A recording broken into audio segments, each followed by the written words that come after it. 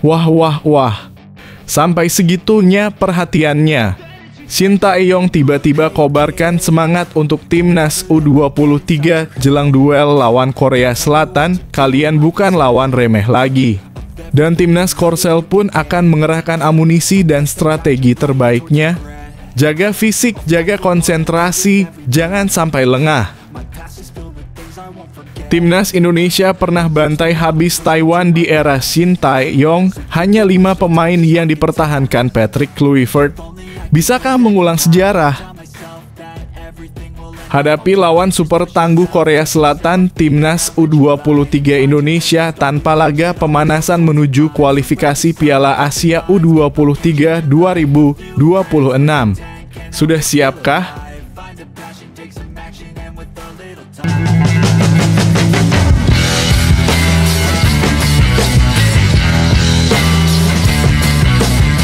Sebelum kita lanjut ke berita terlengkapnya, alangkah mulianya bagi kalian untuk tekan tombol like, dan yang belum subscribe, tolong subscribe channel ini.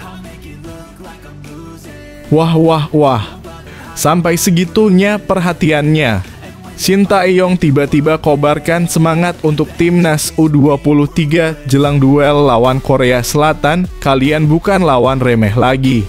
Dan timnas Korsel pun akan mengerahkan amunisi dan strategi terbaiknya.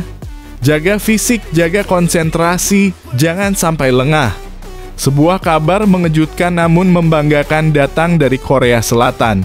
Mantan pelatih timnas Indonesia, Shin Tae-yong, tiba-tiba memberikan semangat secara khusus kepada skuad Garuda Muda jelang laga krusial kontra Korea Selatan di ajang internasional yang sangat dinantikan.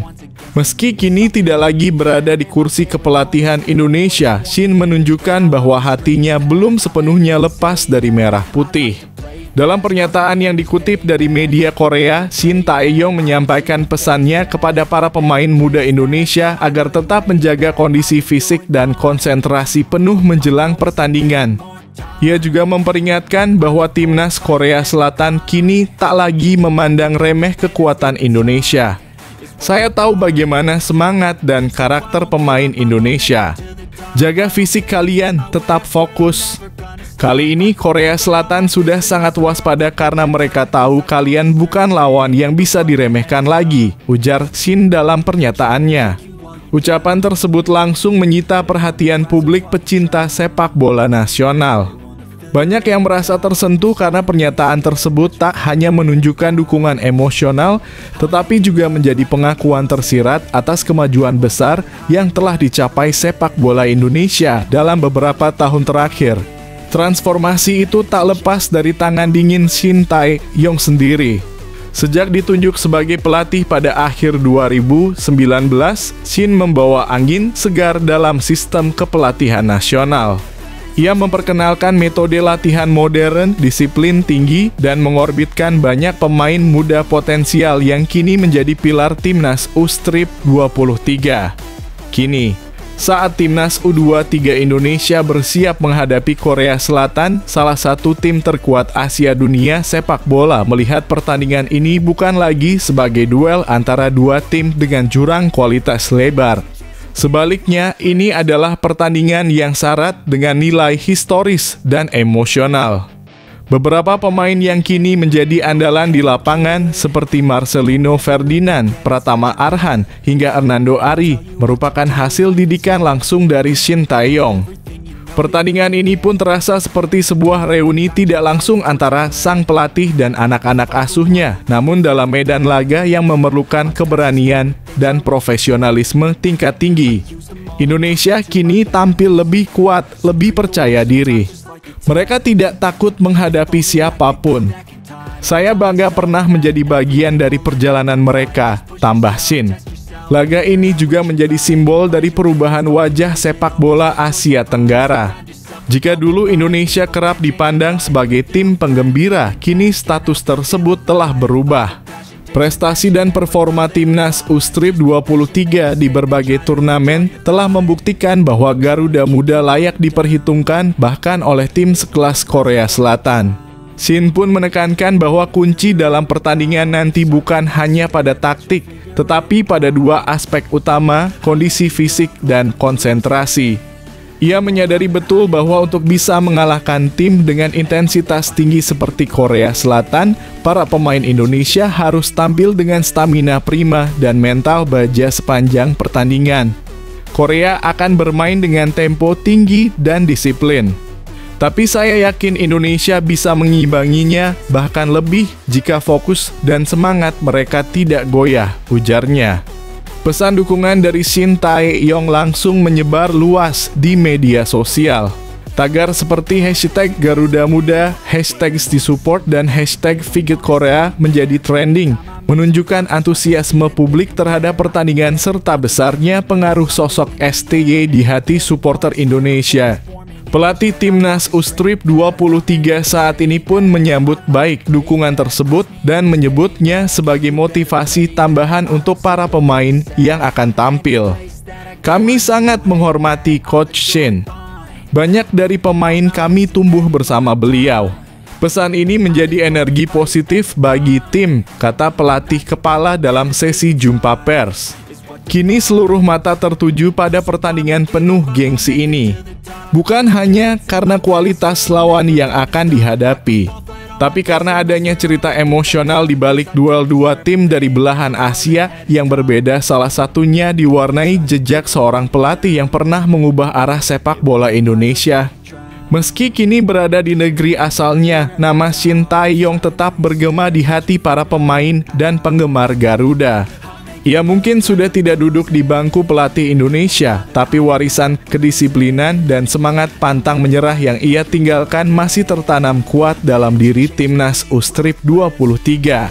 Pertandingan ini bukan sekadar mencari siapa pemenang di atas lapangan, tetapi juga menjadi cerminan bagaimana sepak bola Indonesia telah berkembang pesat dan siap menghadapi siapapun, bahkan Korea Selatan sekalipun. Garuda Muda kini terbang lebih tinggi. Dan di balik sayap-sayap mereka ada nama Shin Tae-yong yang akan selalu menjadi bagian dari kisah kebangkitan ini.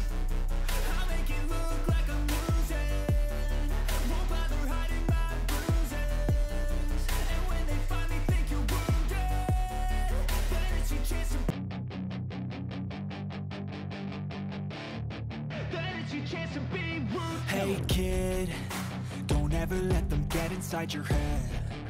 They'll tell you what to do in life instead of everything you know that you could get. Don't let them guide your life towards regret. I'll fight for what I love with every breath. My past is filled with things I won't forget. Timnas Indonesia pernah bantai habis Taiwan di era Shin Tae-yong, hanya 5 pemain yang dipertahankan Patrick Kluivert. Bisakah mengulang sejarah? Hanya 5 pemain tersisa dari laga Timnas Indonesia kontra Taiwan pada 2021 di era Shin Tae-yong. Timnas Indonesia dijadwalkan menghadapi Taiwan pada laga FIFA Matchday 5 September mendatang. Taiwan atau Cina Taipei bukan lawan asing bagi tim Garuda, terutama bagi pemain senior bukan naturalisasi. Pada 2021, Indonesia pernah menghadapi negara tetangga Cina tersebut di ajang play-off kualifikasi Piala Asia 2023. Pertandingan tersebut digelar dalam 2 leg, tetapi seluruhnya digelar di Chang Arena, Buriram, Thailand. Laga itu digelar pada masa awal pembentukan timnas era Shin Tae-yong. 2 leg itu merupakan partai keempat dan kelima dari total 57 pertandingan sang pelatih Korsel bersama Garuda.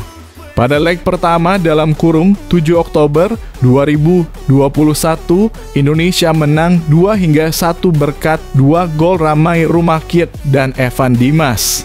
Pada leg kedua dalam kurung 11 Oktober 2021, skor lebih besar diraih Indonesia 3-0 berkat gol Egy Maulana Fikri, Ricky Kambuaya, dan Witan Sulaiman. Sejak saat itu, timnas Indonesia banyak berubah, baik di tangan STY maupun kini dipoles Patrick Kluivert. Berselang 4 tahun dari duel tersebut, hanya ada 5 pemain yang masih bertahan di tim pilihan Kluivert. 4 pemain tersebut yaitu Ricky Kambuaya, Egy Maulana Fikri, Rizky Ridho, Hernando Ari, dan Nadeo Argawinata. Kambuaya menjadi satu-satunya pemain yang menjadi starter dalam 2 leg kontra Taiwan. Egy hanya bermain sejak awal pada leg kedua yang juga dihiasi dengan gol. Adapun Ridho, Hernando, dan Nadeo saat itu hanya menjadi cadangan tak terpakai. Melihat situasi tim belakangan ini, hanya Ridho yang menjadi starter reguler sejak masifnya pemain naturalisasi. Bagaimanapun, laga kontra Taiwan pekan depan hanya berstatus persahabatan, sehingga lebih terbuka peluang membagi menit main. Kami akan bertanding melawan Taiwan yang kebetulan mereka juga menghormati undangan PSSI, kata Ketum PSSI Erick Thohir kepada awak media. Dalam waktu dekat ini, Taiwan akan datang pada 5 September 2025, tandasnya.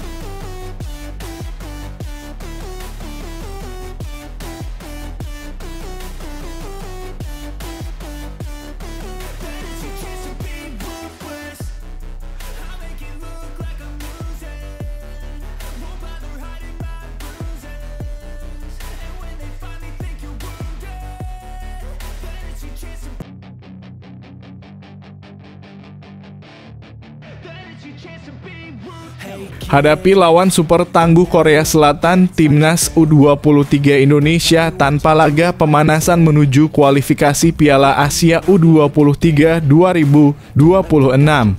Sudah siapkah? Timnas U23 Indonesia belum mengumumkan laga uji tanding untuk menghadapi 3 partai kualifikasi Piala Asia U23 2026. Pelatih Gerald Vandenburg belum pernah mendapatkan laga persahabatan sejak menjadi nahoda Timnas U23 Indonesia. Sosok asal Belanda itu ditunjuk menangani Garuda Muda sejak Januari lalu. Ia sudah menjalani 1 turnamen, yaitu ASEAN Cup U23 2025 bulan Juli lalu. Sepanjang Januari hingga Juli, PSSI tak pernah mengagendakan laga uji tanding bagi Timnas U23.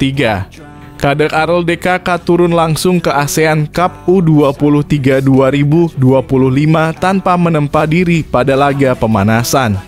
Pada jeda internasional Maret dan Juni, malah tak ada training camp karena Vandenburg sibuk menjadi asisten Patrick Kluivert di Timnas Senior. Kini Timnas U23 bersiap melakoni agenda kedua bersama Vandenburg, yaitu kualifikasi Piala Asia U23 2026. Agenda tersebut akan digelar di Sidoarjo pada 3 hingga 9 September mendatang. PSSI sudah memanggil 23 pemain dan telah menggelar training camp di Surabaya sejak Senin (25 Agustus 2025). Hingga 5 hari menjelang laga pertama kualifikasi, tak ada agenda laga uji coba. Padahal Indonesia akan menghadapi salah satu tim terbaik Asia, Korea Selatan, dalam 3 laga grup J kualifikasi tersebut. Kabar baiknya, Indonesia terlebih dahulu akan menghadapi 2 negara lemah sebelum berjumpa Korea Selatan. Duel kontra Laos pada 3 September dan Makau pada 6 September bisa dijadikan sebagai laga pemanasan. Saya pikir permasalahan utama kalau kita bermain dalam satu sistem turnamen, di mana hari pertandingan ke-1, 2, dan 3 itu saling berdekatan, ujar pelatih senior Rahmat Darmawan. Salah satu cara adalah merotasi pemain untuk ada di dalam performa tim yang lebih baik. Tetap harus ada proses rotasi. Apalagi nanti pertandingan dilakukan hanya dengan jeda waktu 2 hari. Kedepan PSSI semestinya memberi paparan laga internasional bagi Timnas U23, apalagi jika lolos ke Piala Asia U23 2026. Jadwal Timnas U23 Indonesia di kualifikasi Piala Asia U23 2026 3 September 2025 Timnas U23 Indonesia versus Laos 6 September 2025 Timnas U23 Indonesia versus Makau 9 September 2025 Korea Selatan versus Timnas U23 Indonesia.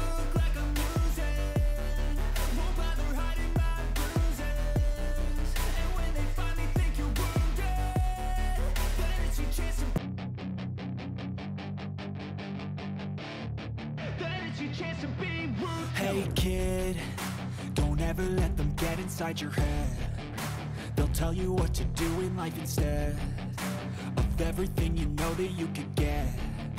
Don't let them guide your life towards regret. I'll fight for what I love with every breath.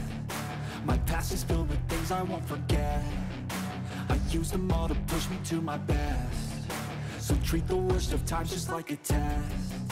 If only I could go back in time, I'd tell myself that everything will end up alright. Just push yourself, test yourself, figure out what you like, and find your limits, don't be rigid, always work towards a prime. Surround yourself with open minds, people can change your life. A few friends with intent can help you feel alive. Find a passion, take some action, and with a little time, just be patient, make a statement, try to enjoy your life.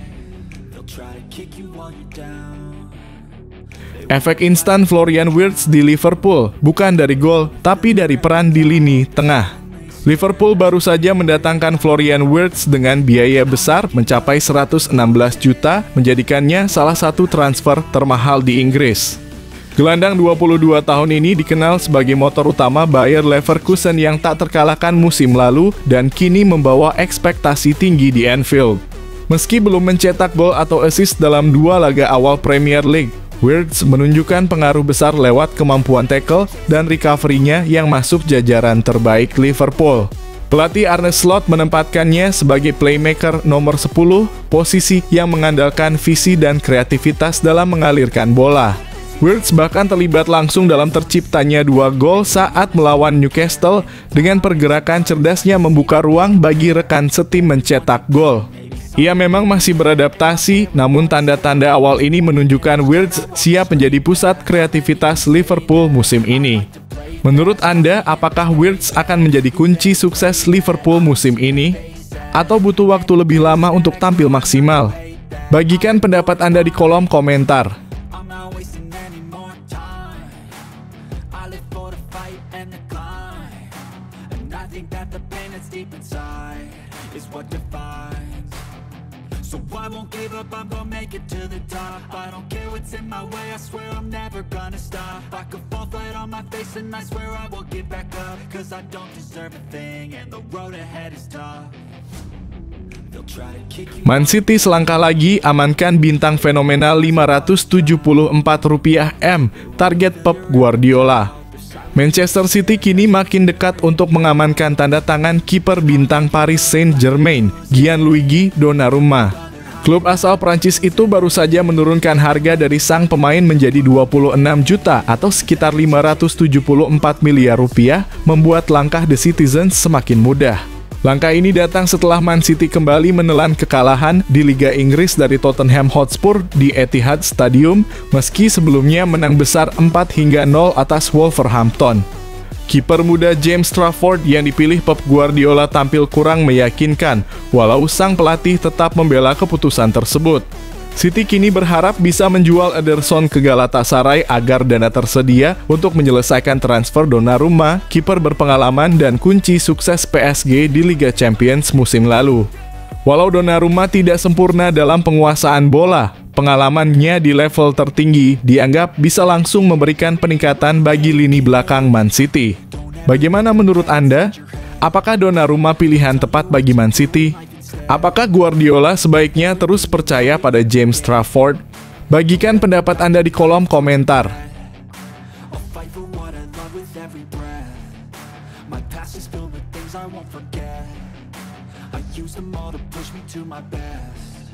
So treat the worst of times just like a test. If only I could go back in time, I'd tell myself that everything will end up alright. Just push yourself, test yourself, figure out what you like, and find your limits, don't be rigid, always work towards a prime. Surround yourself with open minds, people can change your life. A few friends with intent can help you feel alive. Alejandro Garnacho selangkah lagi gabung Chelsea. Kabar panas datang dari bursa transfer. Chelsea dan Manchester United dikabarkan sudah mencapai kesepakatan terkait transfer Alejandro Garnacho. Winger muda berusia 21 tahun itu selangkah lagi resmi berseragam The Blues di Stamford Bridge. Setelah sebulan lamanya negosiasi berlangsung, Daily Mail melaporkan Chelsea dan MU sepakat dengan harga 40 juta pounds atau sekitar 885 miliar rupiah. Angka ini jauh lebih rendah dari ekspektasi awal MU yang menginginkan hingga 70 juta pounds. Alasan harga turun hanya Chelsea yang berminat serius, sementara Garnacho sendiri masih ingin bermain di Liga Inggris. Akhirnya Setan Merah harus rela melepas pemain muda berbakat ini dengan harga lebih rendah. Chelsea juga tengah sibuk merombak skuad mereka. Beberapa pemain seperti Sterling, Jackson, Nkunku, Fofana, dan winger muda Trique George dipersiapkan untuk dilepas atau dipinjamkan sebelum bursa transfer ditutup 1 September. Menurut Anda, apakah Garnacho akan jadi tambahan berharga bagi Chelsea? Atau justru kepergiannya membawa dampak besar bagi MU? Bagikan pendapat dan prediksi Anda di kolom komentar.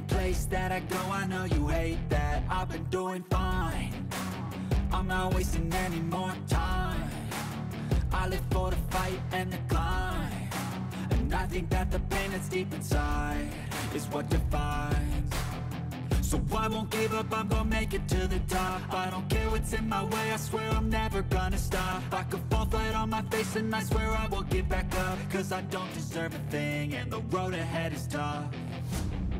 They'll try to kick you while you're down. They wanna rise up while you drown.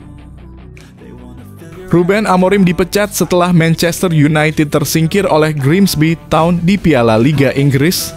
Ruben Amorim kini berada di bawah tekanan besar setelah Manchester United gagal meraih kemenangan dalam 3 laga resmi musim 2025 hingga 2026.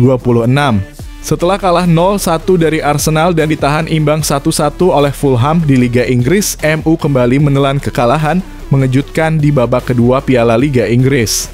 Mereka disingkirkan oleh Grimsby Town, klub kasta keempat, lewat drama adu penalti yang ketat 12-13. MU memang menurunkan skuad terbaik di Blundell Park termasuk nama-nama seperti Andre Onana, Bruno Fernandes, dan Mason Mount. Namun mereka sempat tertinggal 0-2 sebelum akhirnya mampu menyamakan skor menjadi 2-2 di waktu normal. Sayang nasib MU tidak beruntung di adu penalti. Jika performa negatif ini berlanjut, bukan tak mungkin manajemen akan mengambil langkah tegas terhadap Ruben Amorim mengingat musim lalu MU hanya finish ke-15. Menurut Anda, apakah Amorim masih layak mendapat kesempatan? Atau sudah saatnya ada perubahan besar di kursi pelatih MU? Bagikan opini dan prediksi Anda di kolom komentar.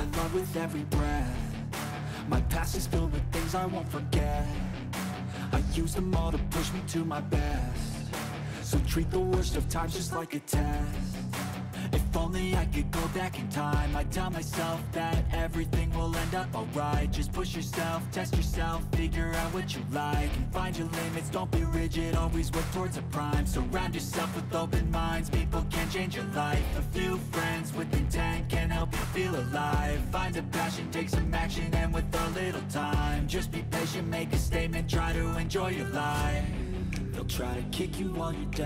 Daftar calon lawan Real Madrid di Liga Champions 2025/2026 ada Arsenal hingga Liverpool. Xabi Alonso masuk grup neraka. Real Madrid gagal mempertahankan gelar Liga Champions musim lalu usai disingkirkan Arsenal di perempat final. Kini bersama pelatih baru Xabi Alonso, Los Blancos siap menaklukkan Eropa lagi. Liga Champions bagi Madrid bukan sekadar kompetisi, ini adalah romansa panjang yang telah menghasilkan 15 trofi. Musim lalu harapan besar sempat muncul lewat kedatangan Kylian Mbappé. Namun 2 gol bebas Declan Rice memupus mimpi gelar ke-16. Musim ini di bawah arahan Alonso, perhatian tertuju pada perjalanan Madrid di Eropa yang akan jadi penentu suksesnya musim debut sang pelatih. Dalam undian fase Liga Champions 2025/2026, Madrid masuk pot 1 bersama PSG, Manchester City, Liverpool, Bayern Munich, Inter Milan, Chelsea, dan Dortmund. Mereka tak bisa bertemu sesama klub La Liga, tapi pot 2 menghadirkan ancaman serius. Arsenal, Tottenham, Juventus, hingga mantan klub Alonso, Leverkusen. Pot 3 dan 4 juga tak kalah berbahaya, mulai dari Napoli, Ajax, PSV, hingga Newcastle United yang dikenal dengan atmosfer panas di St. James Park. Liverpool juga berpotensi menjadi lawan syarat dendam usai menyingkirkan Madrid musim lalu. Apakah Xabi Alonso siap membawa Madrid kembali ke puncak? Atau justru akan terjebak di grup neraka? Bagaimana prediksimu soal perjalanan Los Blancos musim ini? Yuk, tulis pendapatmu di kolom komentar.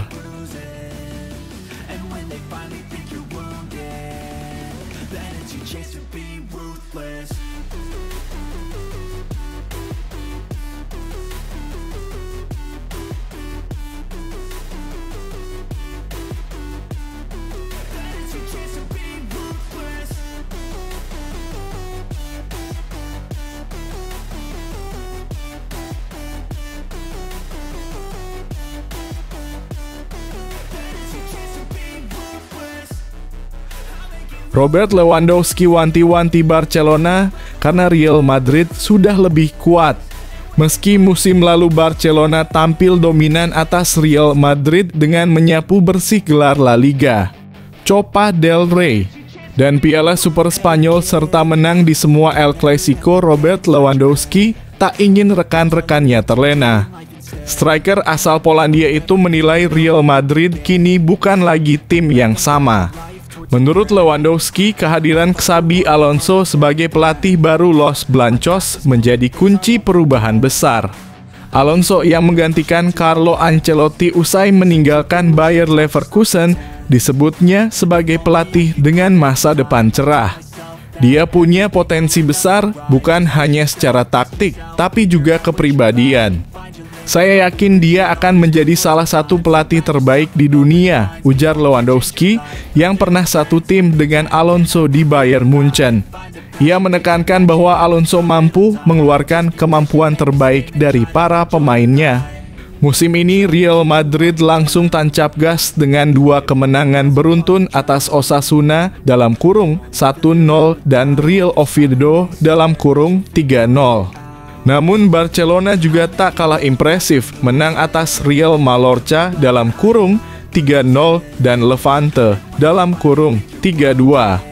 El Clasico pertama musim ini akan digelar pada 26 Oktober 2025 di Santiago Bernabeu. Bagaimana menurut kamu? Akankah Alonso mampu membalikan dominasi Barca atau justru Blaugrana akan kembali berjaya? Tulis pendapatmu di kolom komentar.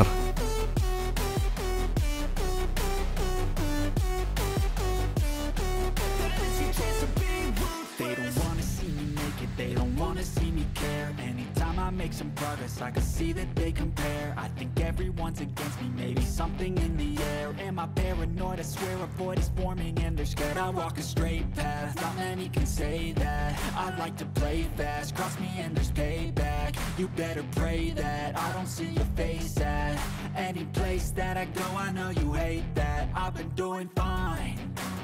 I'm not wasting any more time. I live for the fight and the climb, and I think that the pain that's deep inside is what defines.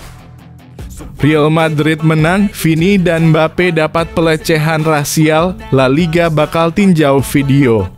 Kemenangan Real Madrid atas tuan rumah Real Oviedo di La Liga Senin 25 Agustus 2025 dini hari lalu diwarnai aksi tidak terpuji.